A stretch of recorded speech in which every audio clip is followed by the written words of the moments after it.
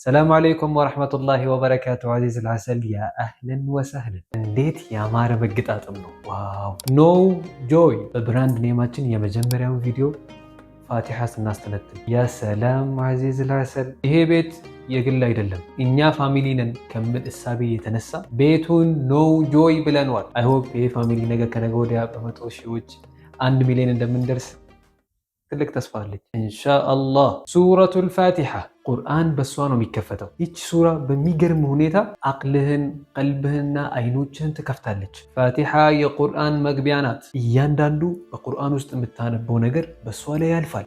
ወት ኢዝ አሜዚንግ። ፋቲሓ የቁርአን መግቢያ ብቻ ሳትሆን ከሰላትህ አርካኖች አንዷ ትሆናለች። ሰላት ከሷ ውጪ ትክክል አይሆንም። ይሄ ማለት ሰላቱን በቋሚነት በትክክል የሚሰግድ ሙስሊም ፋቲሓን ሚኒመም በቀን ውስጥ 17 ጊዜ ይቀራል። ኦፍኮርስ አዚዝ አልዓሰል ላየህም እንዲያሁን ለምዶብን ሳናስበው ነው ምንቀራው። ወላኪን አእምሯችንን ከከፈትን ብዙ ነገር ይገለጥልናል። ፋቲሓ በሐምድ ነው የምትጀምረው፣ በምስጋና ማለት ነው። አልሐምዱሊላሂ ረቢል ዓለሚን። በቀን ውስጥ 17 ጊዜ አላህን ስታመሰግን ዳሚን አንተ ፖዚቲቪቲን እያያዝክ ነው። ግራቲቲዩድ ይሉታል ፈረንጆች ጋር። እያንዳንዱ በዙሪያ ያለው ነገር ተስፋ አስቆራጭ ሆኖ ሳለ አንተ ግን ተስፋ እየሰነክ ነው። ተጨባጭህ የሚያሳዝን ነው። ወላኪን አንተ በቀን 17 ጊዜ አልሐምዱሊላሂ ረቢል ዓለሚን ትላለህ። አሉታዊ ነገሮች በዙሪያ ሞልቶ ሳለ ስቲል አላህን ልታመሰግንበት የሚገቡ ነገራቶች እንዳሉ በማመን ጌታህን 17 ጊዜ ታመሰግናለህ። አዚዝ አልዓሰል ፋቲሓን በተመለከተ ለነግረህ የምፈልገው ሌላ ነገር ፋቲሓ ውስጥ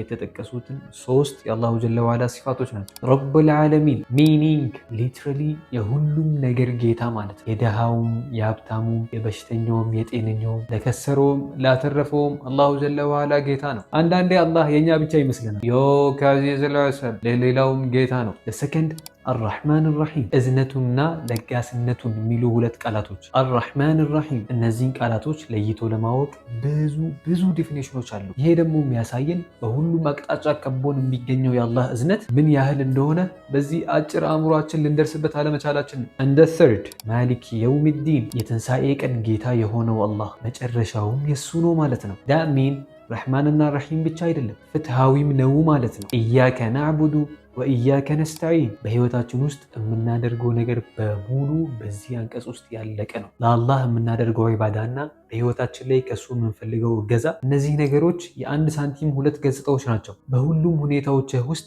በአላህ ማትታገዝ ከሆነ ማትለምነው ከሆነ ምኑ ጋ ነው ባርነትህ? አዚዝ አልዓሰል ከህይወት ጣጣዎችህ ጋርም አላህን ማትገዛ ዒባዳ ማታደርግ ከሆነ በአላህ እታገዛለሁ የሚል ተስፋ አይኖርህም። እነዚህን 2 ነገሮች አስተካክለህ ይዘህ ስትሄድ አኺራህን ታሳምራለህ። ፋቲሓ የቀንህ መክፈቻ ናት። ሞር ኢምፖርታንትሊ ግን ትልቁን ፈትሕ እንድታደርግ ትረዳሃለች። በተሻለ የመንፈስ ዓለም እንድትኖር አቅልህንና ቀልብህን ትከፍታለች። ከዚህ ቪዲዮ በኋላ ሰላትም ላይም ሆነ ኤኒ ቦታ ላይ ፋቲሓን ስትቀራ እያንዳንዱን ቃል በስሜት ቅራ። አልሐምዱሊላሂ ረቢል ዓለሚን። ሰብስክራይብ ማድረግ እንዳረሱ፣ ቪዲዮን ሼር ማድረግ እንዳይረሳ። ከዝ ወዳላል ኸይሪ ከፋይሌ